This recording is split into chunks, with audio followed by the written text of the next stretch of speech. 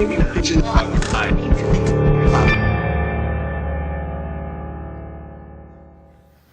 is Stargazer. She comes from what is modern-day Turkey. She's over 5,000 years old, and she resides at the Cleveland Museum of Art, and I'm her landlord.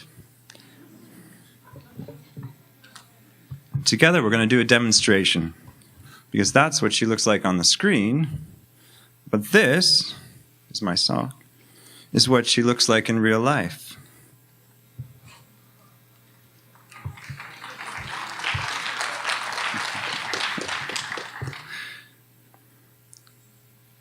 A small, vulnerable figure, not 7 inches high, but beautiful, clean lines in a way, something that I think Picasso would have envied, an almost 20th century sense of form. But again, recall she's over 5,000 years old. I think museums matter because they provide us with a space to hold, to circle, to covet, to engage with objects, something so small, but with a continuity to something so large. A story of the past, but also a story of the future, a story of why museums matter. Museums matter because they provide us with a safe stage for where objects can engage with objects and where conversations can happen, conversations with ourselves and conversations with others, even conversations between strangers. And so I'll continue my demonstration by bringing another object from the museum. This is a 6,000-year-old Serbian figure, a Vincan figure, another stargazer-like figure, a figure of hope, a figure of human aspiration. I'm holding 11,000 years of history in my hands here. These figures have a lot to talk about, so I'm going to hand them over to Eric to...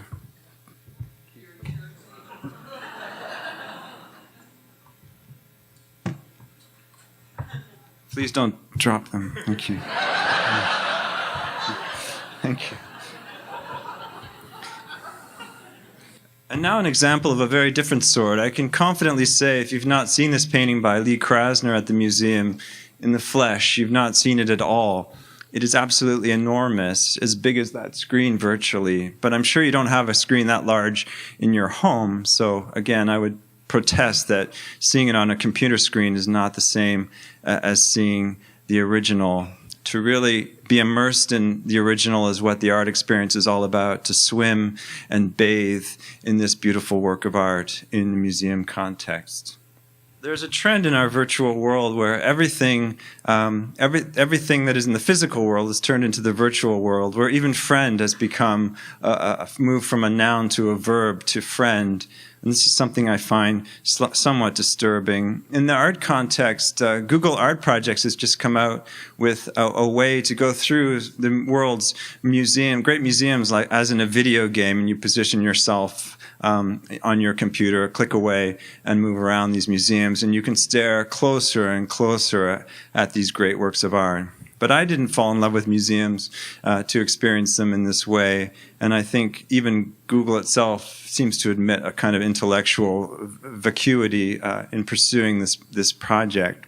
One of the great museums of the world that I've never visited as a pilgrim is the St. Petersburg, the Hermitage Museum in Russia, which I hope to visit one day. And it's one of those museums on that site, and I just can't bring myself, I can't bear to experience it in that way. I'm not here to deliver a Luddite's manifesto. I want to point out that the museum is very much at the cutting edge in its use of technology. We're acquiring some of the latest video art and multimedia art, including a still here from a work by Omer Fast called The Casting, a Recent Acquisition, which interestingly needs 4 screens to tell its story, and I just show you a still. Also, of course, technology has a great role to play in terms of scientific examination. Again, it's important in the museum context, but it shouldn't get away with the experience of the art itself. And I show you in our laboratory a painting under X-ray examination. So I'm here to say that museums matter for 4 reasons. Only at a museum can people truly engage with art.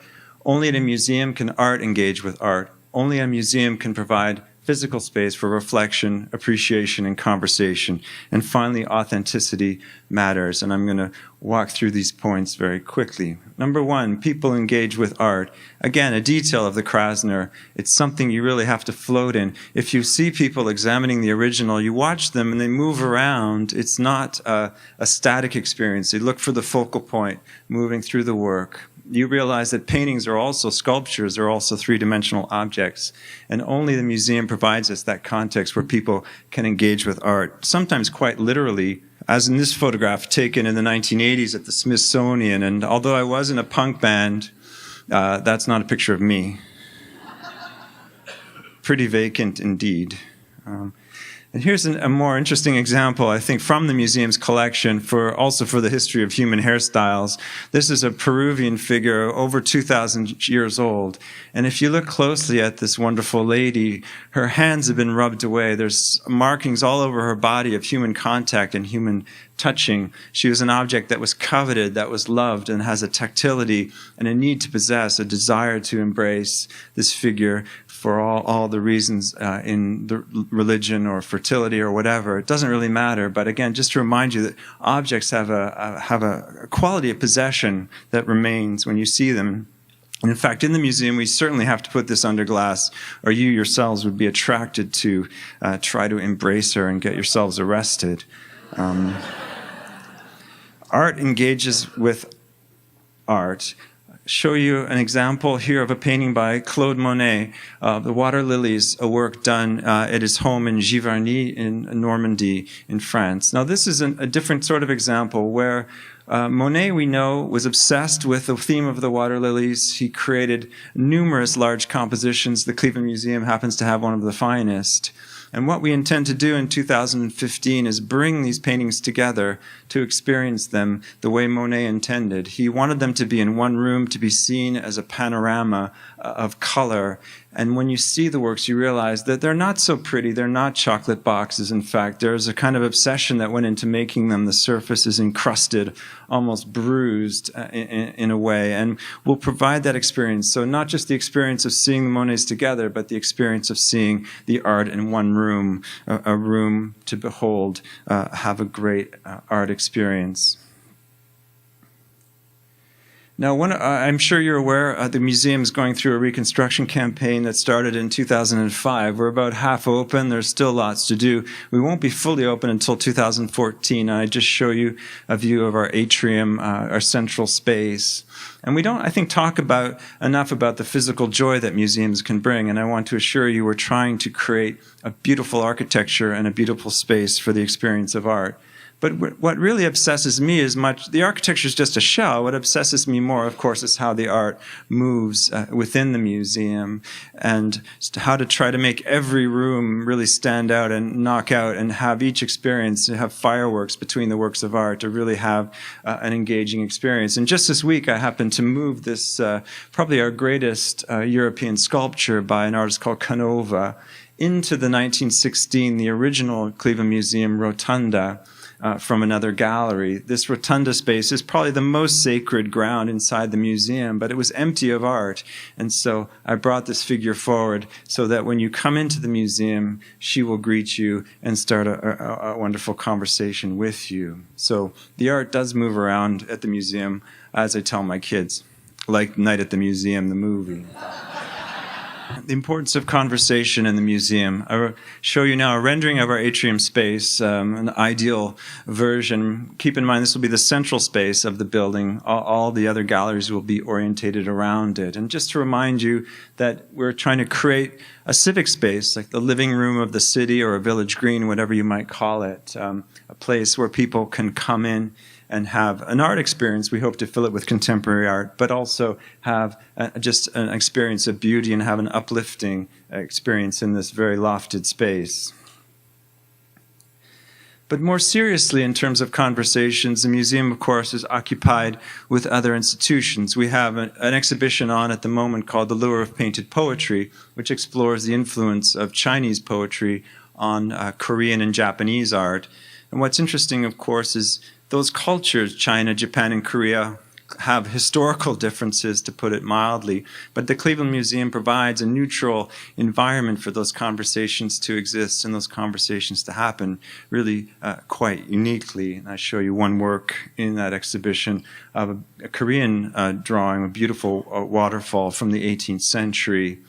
Of course, with the events in Japan at the moment, the terrible tragedy, terrible coincidence that this museum also has an exhibition that's showing the natural world in Asia. And it reminds us, I think, of the importance of museums also for reminding us of human dignity, of the frailty of human life, but the beauty of art and how transfiguring that can be. Also along these lines, I show you a detail from a Japanese handscroll, which we have just lent to Kyoto in Japan for an exhibition.